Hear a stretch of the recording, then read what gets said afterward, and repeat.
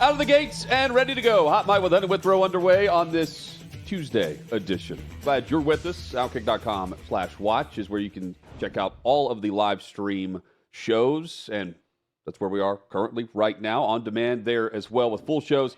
Just go there, OutKick.com, click the watch tab, and you're ready to go. Plus, subscribe to the YouTube channel. Just search OutKick there. Chad, good afternoon. We've got John McClain coming up in about 40 minutes. Looking forward to that. We preview what is going to be a great championship weekend across the NFL. And I feel alive. It's the best way I can describe today. I feel alive. A lot to get to. Can't wait. Chad is alive. I'm alive. He's kicking. Are you alive? I am. I'm here. We're alive and well. We're ready to go. Is Jim Harbaugh ready to go ahead and make up his mind? Is he alive? Because we haven't heard from him in a while. It sounds like he's close to making things official with the Los Angeles Chargers. It's time for Jim Harbaugh to let everyone know what he's going to do. Imagine being Michigan right now. You know he's leaving. Sherrone Moore is going to get that gig. I mean, there's really no debate about that. But on top of all of this, reports are that the Chargers have made an extremely strong financial offer, that coming from Tom Pelissero earlier today. And they're currently going through staffing issues or funding, I guess is a better way to term this. Who the general manager is going to be. And then there's a report that his offensive coordinator is going to be Greg Roman. His defensive coordinator will be Jesse Minter, so he's taking Minter from Michigan, who's currently at his DC there. Plus his son, Jay, will be joining him. He was the special teams coordinator for the Michigan Wolverines. Chad, it's time. The saga needs to end. Take the NFL gig, or announce that you're just staying and sign the offer that Michigan is going to give you. And I wonder what the reaction has been to the report, and I certainly know mine, this idea that Harbaugh and Don Yee, his new agent, countered with Michigan by saying, put in there a clause that says you can't go retroactively back if the NCAA lays the hammer down and fire me with cause. I want immunity. I mean, I wouldn't do that based on the money that's going to be laid out there for him to stay, especially with the fact that he refuses to sign the contract where it stipulates he couldn't talk with an NFL team in 2024. Chad, the immunity thing made me laugh because I'm thinking, well, he won't sign the current deal that's been on the table for months. He's really good friends with Santa Ono, the president of the school. We absolutely know they'll give him whatever he asks for. And I also laugh because I'm thinking he's using this as leverage against the Chargers, not the opposite way around. And Los Angeles is about to give him full control. He's going to be the alpha for the Chargers organization. And now we get to see how things progress with Justin Herbert. And consider me initially on the board with this making sense. Is he worth all these demands? Is he worth breaking the bank for in this hiring cycle? I know he's been extremely successful in the NFL. He's been extremely successful at Michigan. But will the saga ever end? Year after year. It reminds me a lot of Aaron Rodgers in Green Bay. Year after year after year. And I would like him to go ahead and just make up his mind. And, hey, I know he's got all the power and the leverage. He can make up his mind whenever he wants to. He was at the March for Life rally. He was at the divisional playoff game to support his brother, just like John supported him at the national championship game. I get it. Now it's time to go ahead and figure out if you're going back to the National Football League. I think we all believe he is. But he's also scheduled for a second interview in Atlanta. What are we waiting on here? Will it ever end, Chad? Yeah, he's Harbaugh's a bit of a drama queen, I think, about some of these things. I think he likes the attention. I think he likes the drama. He's an oddball at times, too. He's a weird case because he can be both very genuine at times and seeming very genuine and honest about who he is and his intentions and everything else, and other times seem like a complete mystery to everyone, including us right now, on what his intentions are. Here's what I believe, and I believe this throughout. He's going to take the Chargers job. He's going to be an NFL head coach. It's just a matter of time. And he is milking this with his agent for everything that he can get. Hutton asked the question, is he really worth all this? If he's not, no other candidate is. And I include Bill Belichick in that because he's 72 years old. I mean, if you're going to go for a coach that could be somewhere for 10 to 12 years with his resume, you're not finding it. You're not going to find his resume. No one's been as successful as him. Mike Vrabel may approach that, given his age and the fact that he does have a winning record in the NFL as a head coach, and you can point to him getting to an AFC championship game. Jim Harbaugh got one rung further, advancing to a Super Bowl and winning the NFC. He did that with Colin Kaepernick at quarterback. He's 44-19 as an NFL head coach. He's won a national title in college football. He could be a younger version of Pete Carroll when the Seahawks got him, or maybe around the same age. I'd have to look back and see what Pete Carroll was, what his age was when he went to Seattle. Regardless, though, you're not going to get anyone as accomplished at his age. Sure, there's Bill Belichick, who's maybe the greatest head coach in the NFL history, but he's 72.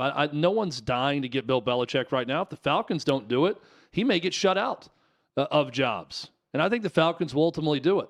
Here's what's really stunning to me in all of this. Sharon Moore's going to go with him.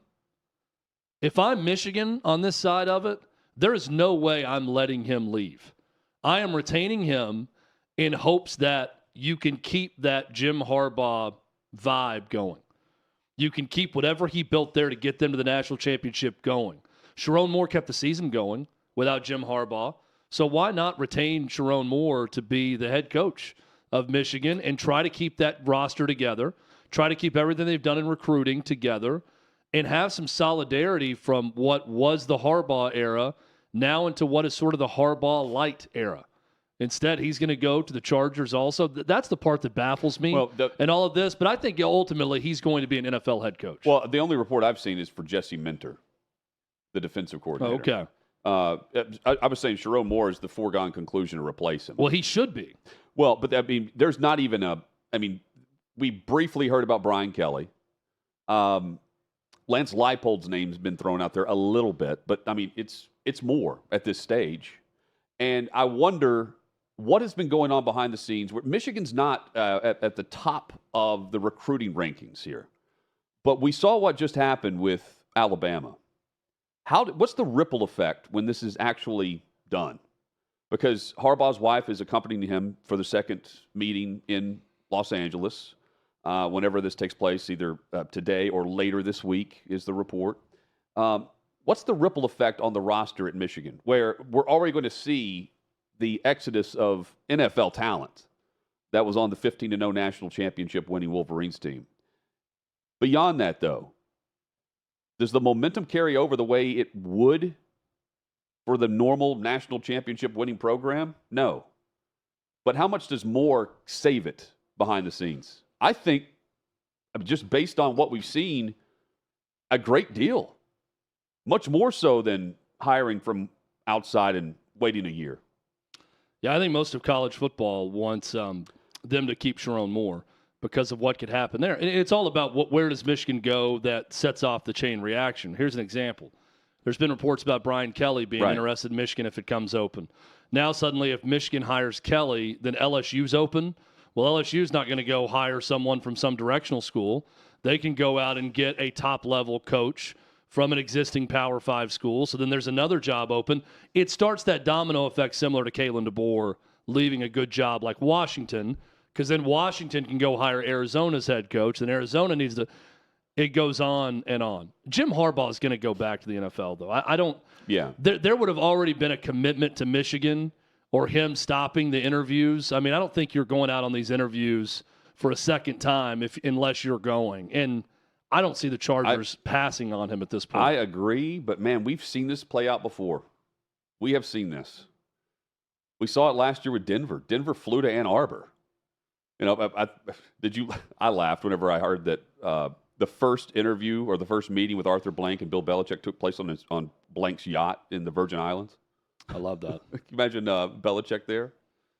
Remember the house in the Hamptons that the Warriors rented to entertain Kevin Durant?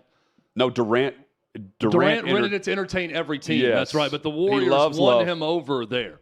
But he rented that place in the Hamptons. I remember going. I read an article at one point that detailed that home in the Hamptons that Kevin Durant rented. But if you're Arthur Blank, you don't need to rent that house because you've probably got 7 of them. Chad, we do have 3 hires complete in the NFL among the coaching carousel here. Antonio Pierce, the new head coach of the Las Vegas Raiders, he's retained. Gerard Mayo is elevated in New England. And Brian Callahan moves from the offensive coordinator in Cincinnati, and he's the 20th head coach in the franchise for the Tennessee Titans. He's the new head coach to replace Mike Vrabel. We see all the other openings, plenty of interviews across the board, and it's Callahan who lands the 3rd gig. The word that keeps coming to mind with Brian Callahan is adaptability.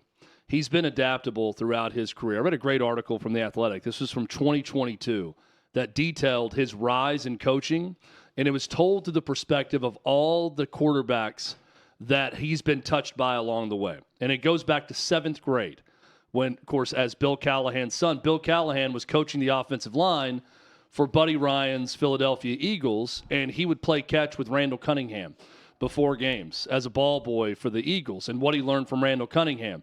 And then that goes to Rich Gannon, who he threw with as a high school freshman because he was a quarterback also that ended up at UCLA, and what he learned from Rich Gannon.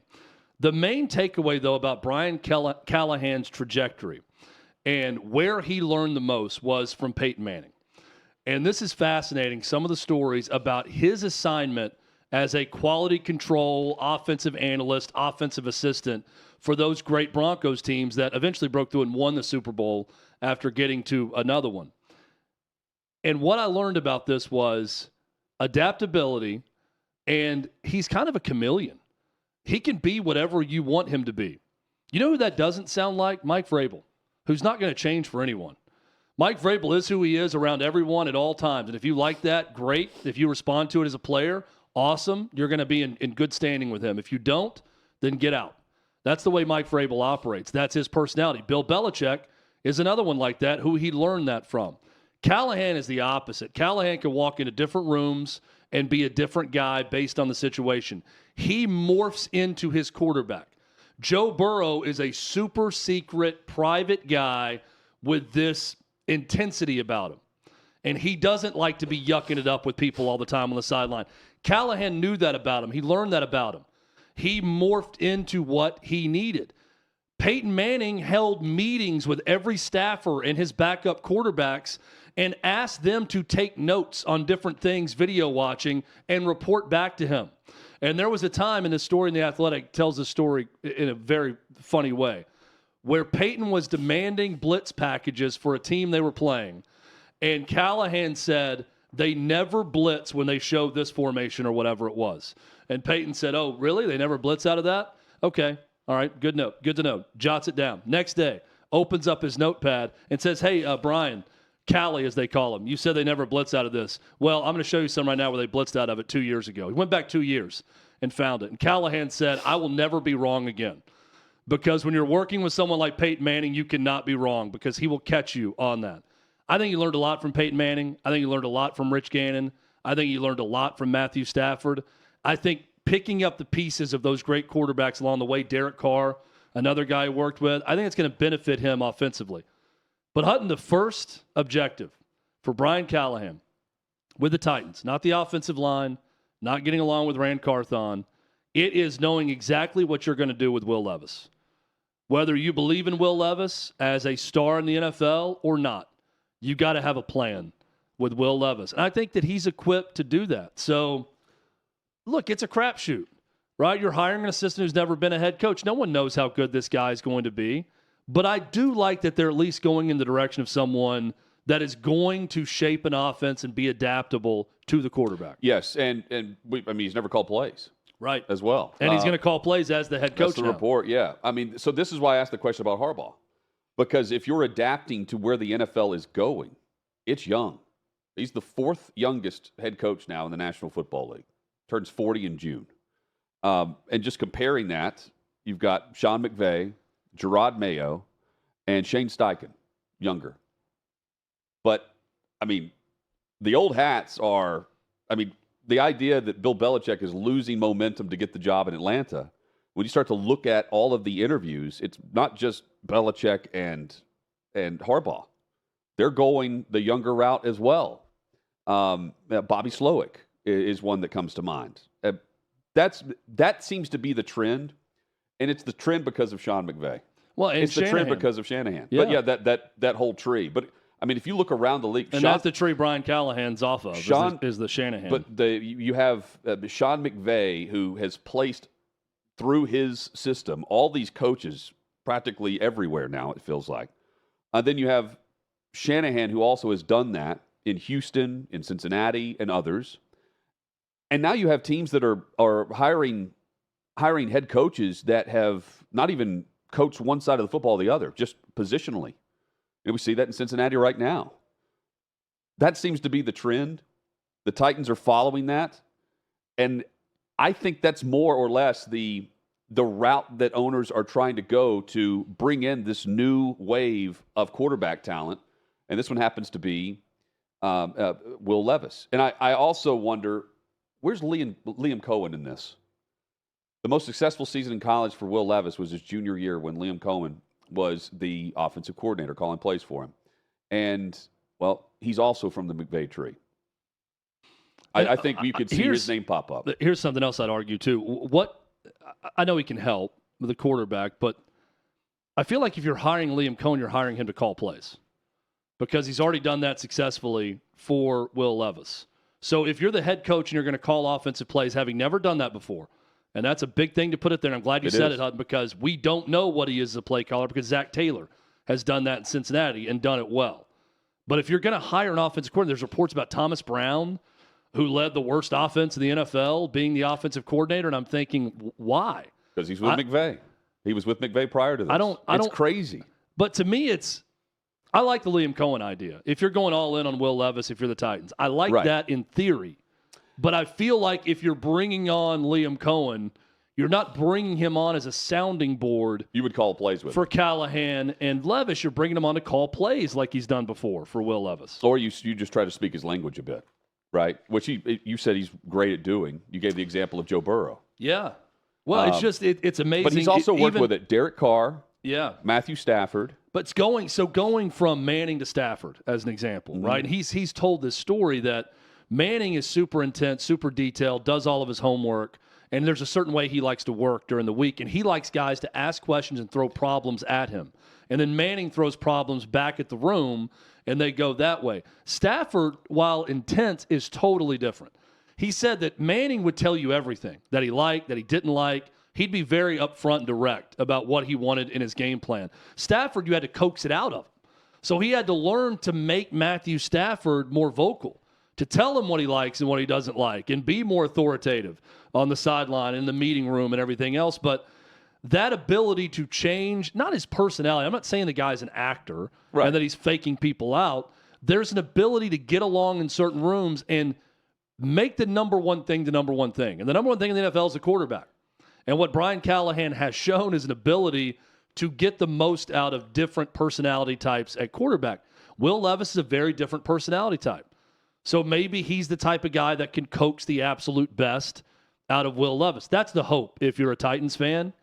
But we also have never seen the guy call plays. So if you're going to bring on Liam Cohen, my desire would be that they'd let Liam Cohen call plays, and Brian Callahan can be an offensive-minded head coach that is the CEO head coach of the team, and let Liam Cohen call the plays. It's also, in some ways, just brilliant and maddening in the same exact example of teams that just do the opposite of the coach they just had. You know, it's just the complete about-face. We've seen this personally, Chad, through the walls of the Titans organization with Ken Wisenhunt, who came in to call his own plays. Successful offensive coordinator, successful head coach that went to the Super Bowl with the Arizona Cardinals.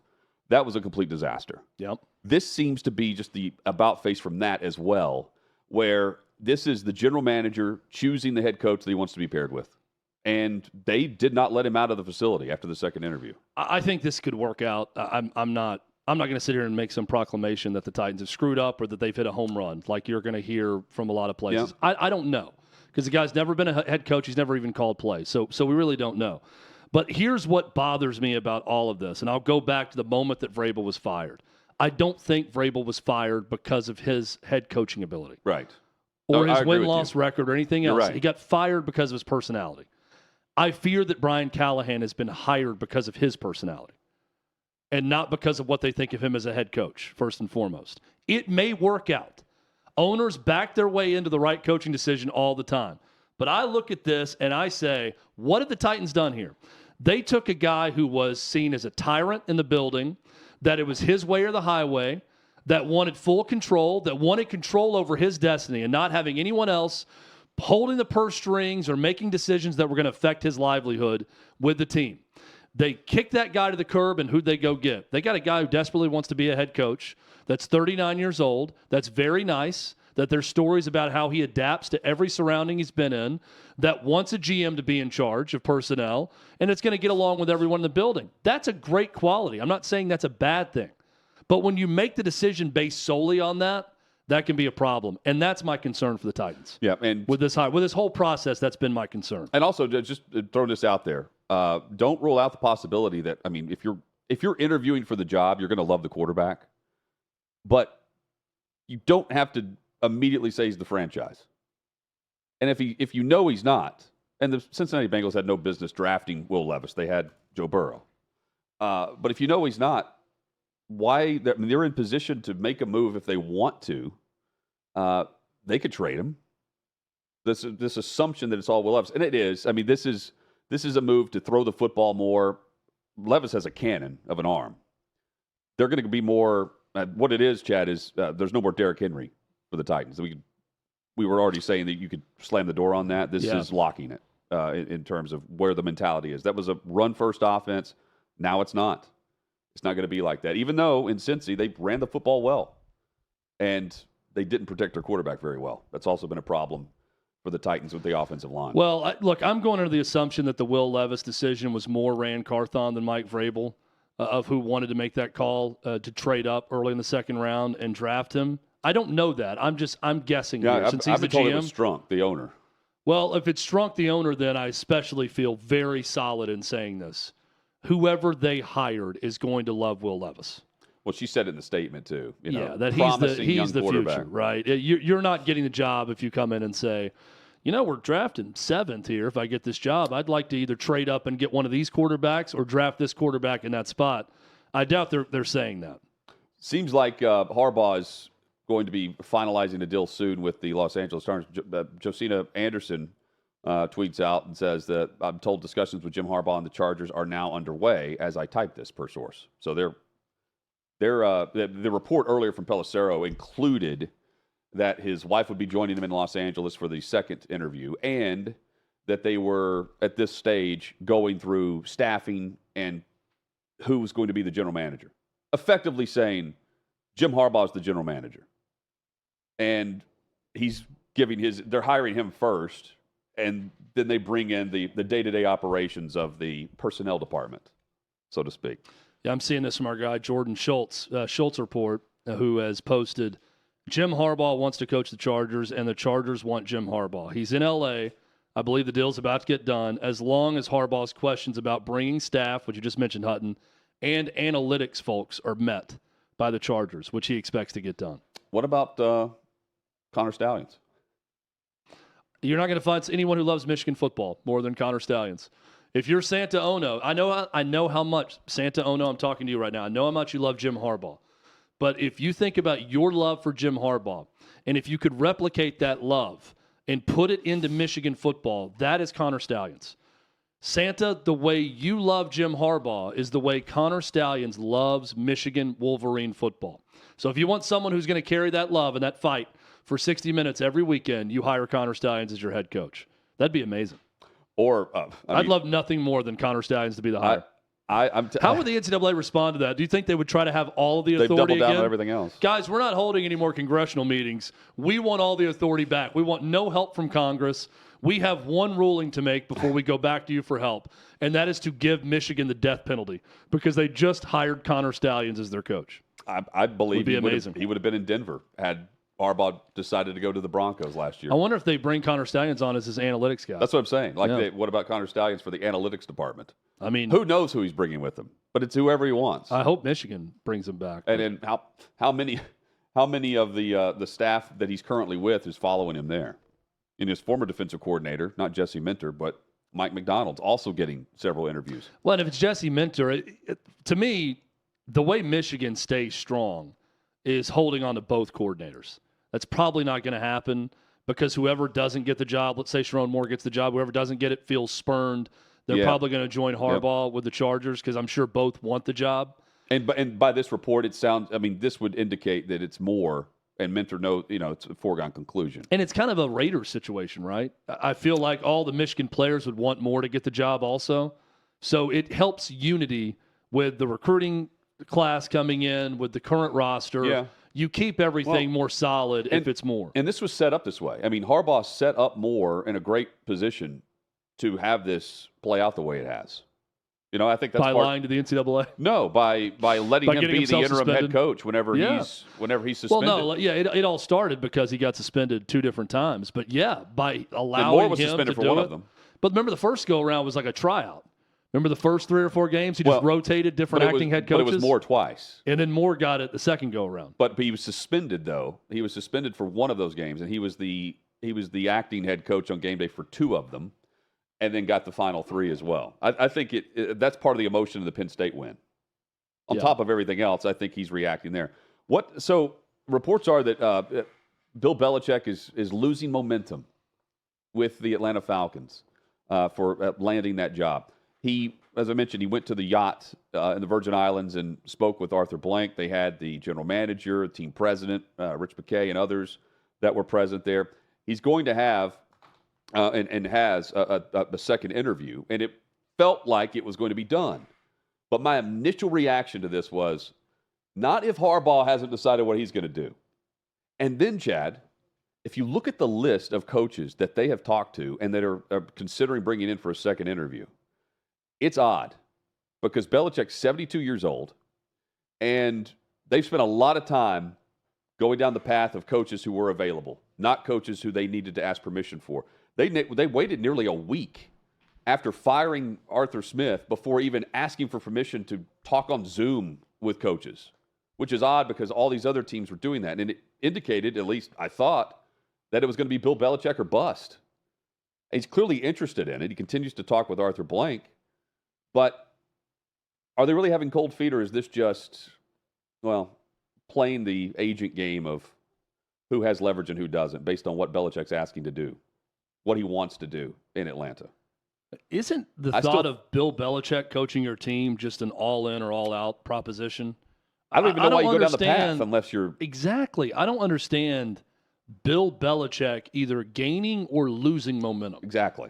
Because I always just felt the team that was going to hire Bill Belichick was going to go through the whole Rooney Rule process and then hire Bill Belichick quickly. What do we not know about Bill Belichick after the last 25 years of him with the Patriots that either you want that or you don't? I don't understand losing or gaining momentum with Belichick. I just figured there'd be a team that would just hire him. And I thought that team was going to be the Falcons. Maybe it's not. They're supposed to meet with Vrabel this week, too, the Falcons. That was a report last weekend. I mean, are you allowing yourself to say, if we can get a guy that we think is Belichick but younger that played for him, we want to give him a shot to woo us first? I guess I can understand that, but I really don't because... Or you're waiting on Ben Johnson, the OC. Don't you just hire Bill Belichick if you like him? I don't... That's weird. I agree. And again, you've... And I can understand, by the way, not wanting him at all. If you're a franchise that does not this want seems that, to be the you only want a young team that guy, does. then I can see most of them not wanting him at all. But for someone, this is a steal. You're getting who's going to be with your team likely the winningest coach in the history of the NFL. But then you have Florio on Sunday come out and say that teams are quietly considering pursuing him. Whatever that means. If you're pursuing him, go after it. Why do you have to quietly consider? Well, let me ask you this. Do you think the Titans in part were spooked that other teams were about to interview Callahan and they liked him enough where they said, let's go ahead and shut this down? Yes. So I don't... Well, he had interviewed. Is this another with Atlanta as byproduct of other teams? The Ben Johnson thing is kind of odd to me because there's so many reports about all the control he's going to command. Yes. Wherever he goes, and how much money he's going to command, and he knows that, and he'll go back to Detroit if he has to, if he doesn't get that. Yep. Our team's getting spooked by that and thinking, well, if I'm going to give someone all this control, I might as well go give it to Bill Belichick, so I'll bring him in. Unless you're just not going to – if you're going to follow the trend, it wouldn't be Bill Belichick, though, right? That's what's odd with this. And you've got Brian Johnson, the OC, and who is apparently not going to be back in he's out. in Philly. And it wasn't going to be back, I mean, even if he did not land a head coaching job. So he's still making fired. the rounds. You've got Mike McDonald, the DC for the Ravens, who has interviewed on Zoom a few times. And then you have what's going on with Belichick, and we're still waiting on Harbaugh. When you Those are the interview hot on names. Zoom, Hutton, let me ask you this question. When you interview on Zoom, do you interview from the facility of the team that you're coaching for at the time? Are there like other assistant coaches messing with you in the back of the Zoom as you're interviewing with another team? My guess is you're in a closed office. I don't know how that works. I'm just laughing at other staffers getting in the background of the Zoom when you're interviewing. I presume you just in your office and you do it that way because the team has granted permission for you to do it. Right. But I mean, you get sent down to storage B at a certain time, right, and that's where you conduct the interview. Internet's really bad there. Away from everyone else. Internet's awful there. They're sabotaging your Wi-Fi. Yeah. So the conspiracy theories, the NFL is scripted.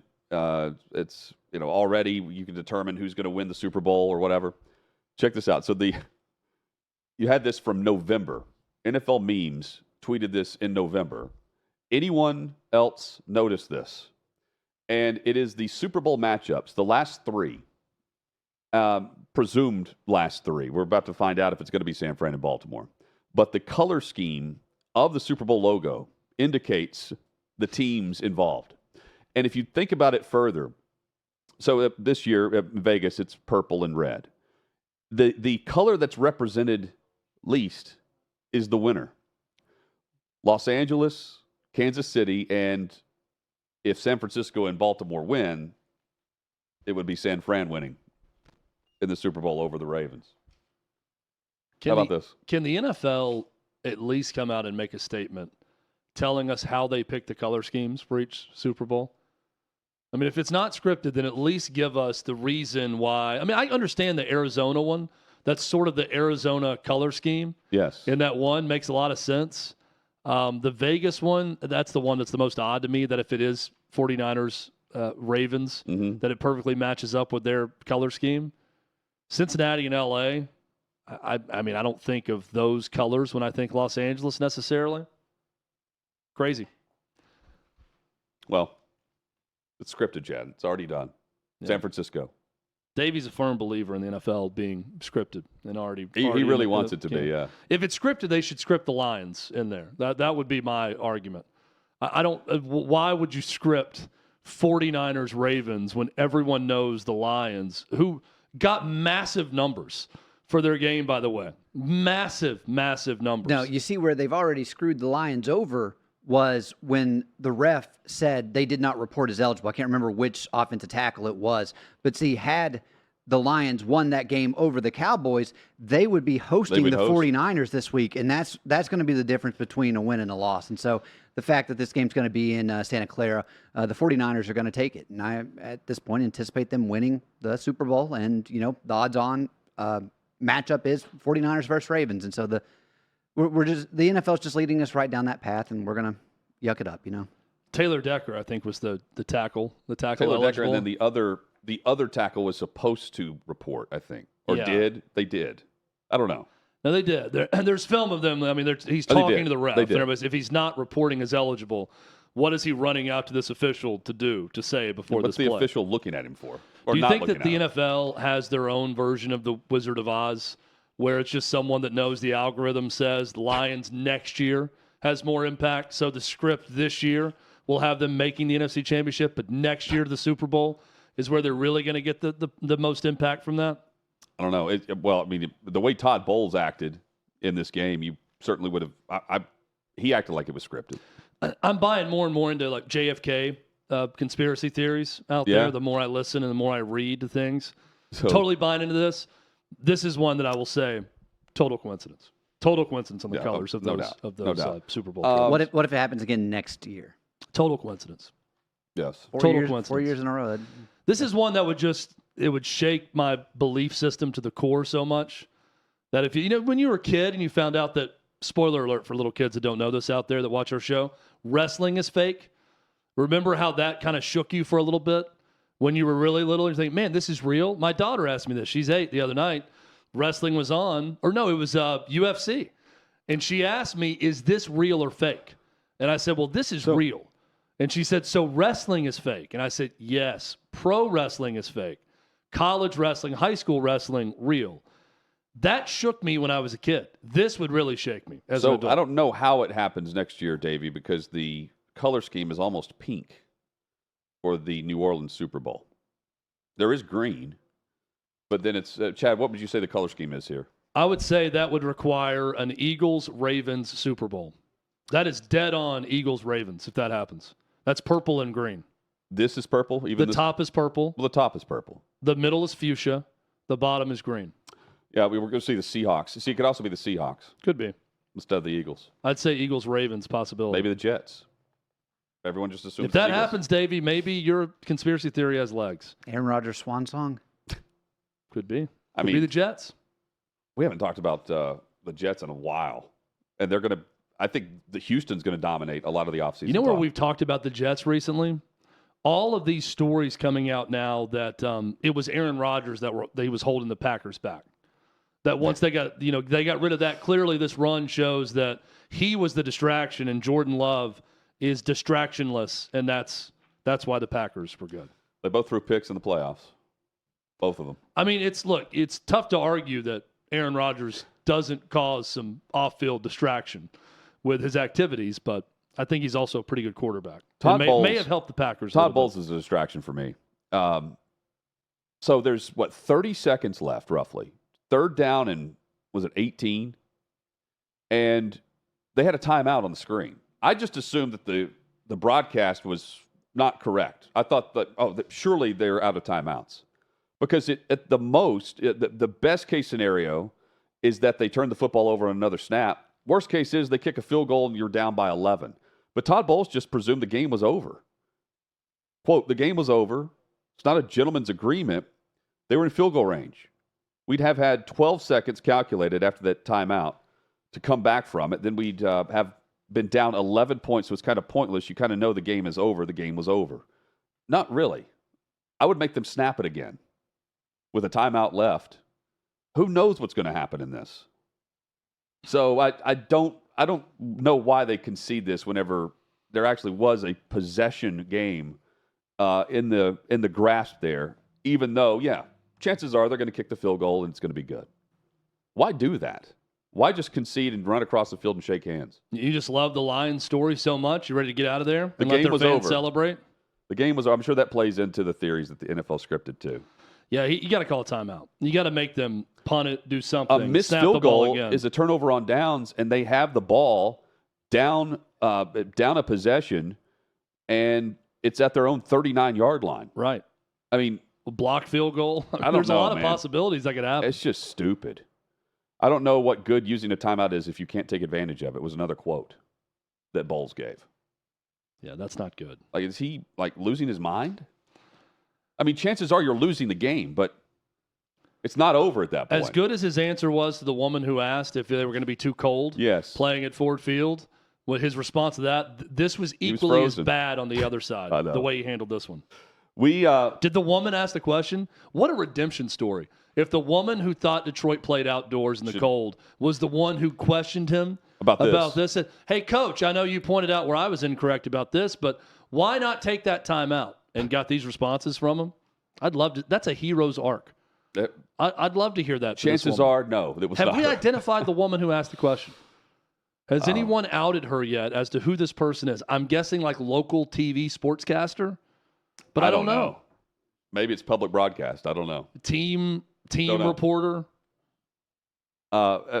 Former reporter is what I would say. It'd be hilarious if it was a team reporter and her response was, when he said, you do know that they play indoors, was, no, I don't know because you guys are too cheap to send me on the road. You do know that As a team reporter, I've yet to attend an away game, so I don't know where this game is actually. You do know that you had a timeout left, Coach. That'd have been a great response.